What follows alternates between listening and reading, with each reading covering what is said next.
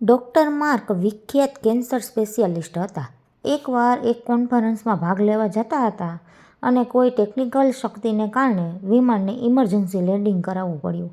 આ વિમાન હવે આગળની ઉડાન ભરી શકે તેમ નહોતું. એટલે ડૉક્ટર માર્કે રિસેપ્શન પર જઈને આગળની સફર માટે પૂછપરછ કરી.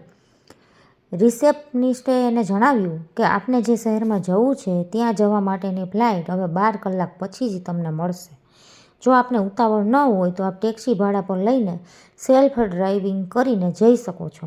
કોન્ફરન્સમાં પહોંચવું બહુ જરૂરી હતું એટલે ડૉક્ટર માર્ક આ વિસ્તારમાંથી સાવ અજાણ્યા હોવા છતાં ટેક્સી ભાડા પર લઈને નીકળી પડ્યા.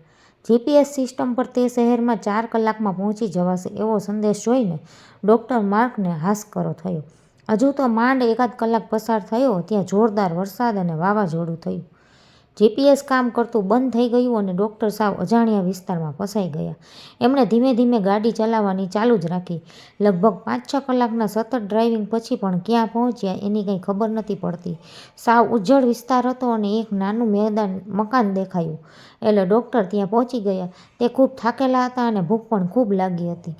ઘરમાં જઈને જો કંઈ ખાવાનું હોય તો આપવા માટે ડૉક્ટર માર્કે ઘરના માલિકને વિનંતી કરી.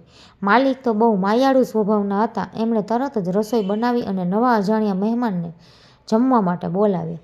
ડૉક્ટર માર્કની સાથે ઘરનો માલિક પણ જમવા બેઠો.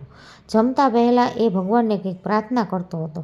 લગભગ 3-4 વખત પ્રાર્થના કરી એટલે ડૉક્ટર માર્કને થયું કે આ માણસ કંઈક મુશ્કેલીમાં લાગે છે. ડૉક્ટર માર્કે એ ઘરના માલિકને પૂછ્યું, આપ શું પ્રાર્થના કરો છો અને તમને એવું લાગે છે કે તમારી આ પ્રાર્થના ભગવાન સાંભળતા હશે? ઘરના માલિકે કહ્યું, હું ઘણા સમયથી નિયમિત પ્રાર્થના કરું છું. આજ દિવસ સુધી તો ભગવાને મારી પ્રાર્થનાનો પ્રતિસાદ આપ્યો નથી, પણ મને ભગવાન પર શ્રદ્ધા છે કે એ મારી પ્રાર્થના એક દિવસ તો જરૂર સાંભળશે. ડૉક્ટર માર્કે પૂછ્યું, પણ તમે પ્રાર્થનામાં શું કરતા હતા? ઘરના માલિકે ખૂણામાં રહેલી એક પથારી બતાવીને કહ્યું, આ મારો દીકરો છે, એને કેન્સર છે અને આ એક પ્રકારનું કેન્સર છે જેની સારવાર માર્ક નામના ડૉક્ટર સિવાય કોઈ કરી શકે તેમ નથી. એની પાસે જવાના કે સારવાર કરાવવાના મારી પાસે તો પૈસા નથી. એટલે હું રોજ ભગવાનને પ્રાર્થના કરું છું કે એ કંઈક મદદ કરે અને મારા દીકરાને રોગમુક્ત કરે.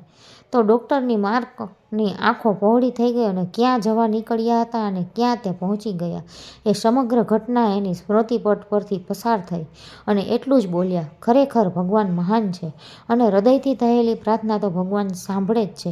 તો મિત્રો, આપણા જીવનમાં બનતી તમામ ઘટનાઓ માત્ર અકસ્માત ન હોય. દરેક ઘટનામાં કુદરતની કંઈક કરામત તો હોય જ છે. તો આ વિશે તમારું શું કહેવું છે મને કમેન્ટમાં જરૂર કહેજો.